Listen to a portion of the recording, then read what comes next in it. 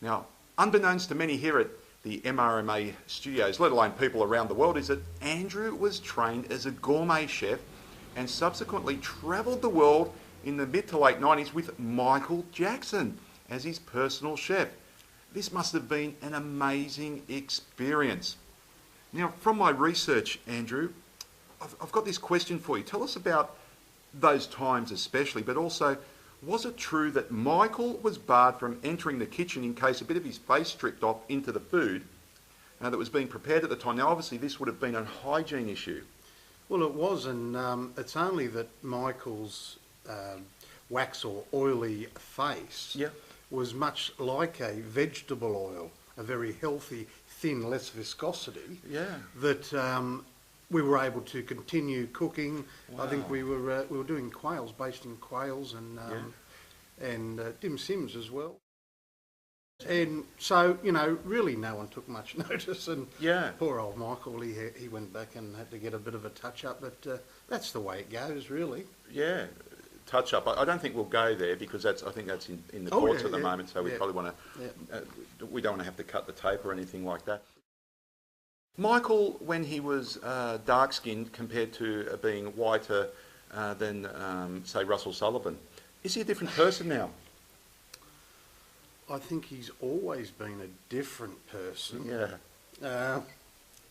But no, Michael's his normal, fun-loving self. Yeah. Would he be that way with you?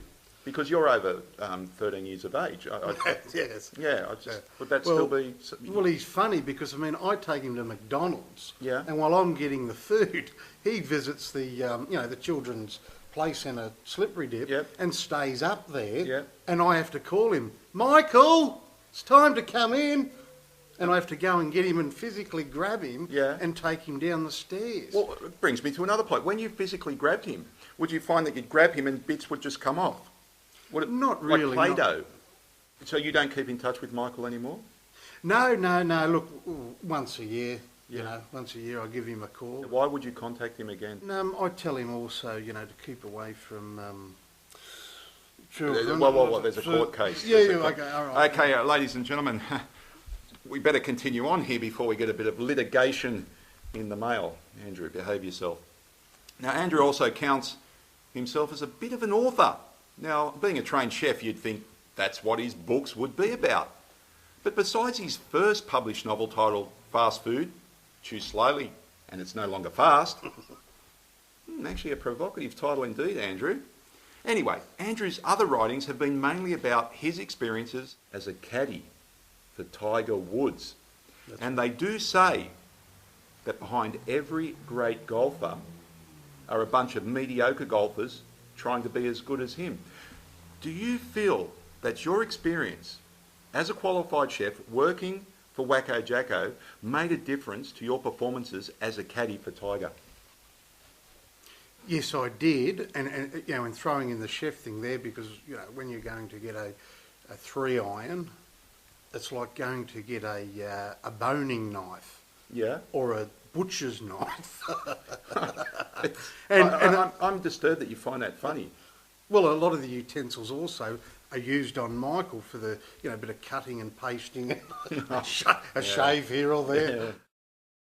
You mentioned the boning knife. Yeah. Is that the same knife that Eddie McGuire used on Jessica Rowe? What was your question again?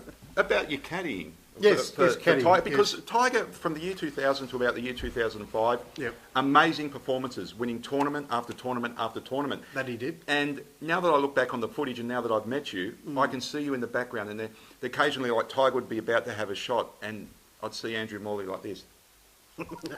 And that's what Tiger would do. He'd go, were you just telling him jokes to lighten up the situation, or because it could be the 18th at the US Open, and he has to get a par shot, or what's the one when you get the shot under, one under? One under, yeah. Yeah, that's the one I was trying to think of. And you'd come up and it'd be all tense, everyone's hushed and quiet, and you'd go, and do that laugh you did earlier on cue, go, yeah, that one. And Tiger would be like pissing himself laughing. And I'm thinking, what sort of things would you be saying? Yeah, well, I'd say to him, Tiger, if you don't get this shot, Yeah. I'm going to take your missus. Okay, again, litigation might be a problem here. Ladies and gentlemen, well, that's all we have time for today on Dave C TV. Thanks, Andrew, so much. You're more than welcome. For most of your time on the show today. Some of it